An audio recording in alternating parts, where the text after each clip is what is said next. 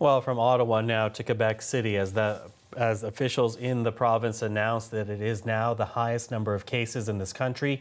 There are officially 2,498 infections now in Quebec and 22 deaths.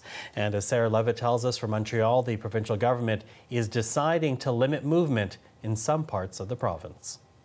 The big news out of today's daily press conference with the Deputy Premier of Quebec is that essentially they're locking down areas of the province, certain regions that are more vulnerable. That means roadblocks or control points will be put in place that will limit travel between the areas. Let's hear from the Deputy Premier.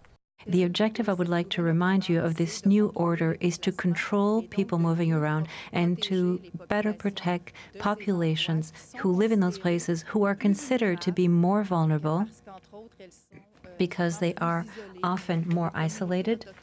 There have been a lot of rumors going around that something like a lockdown would happen in Montreal because nearly half of the confirmed cases of COVID-19 are in Montreal. That's not going to happen.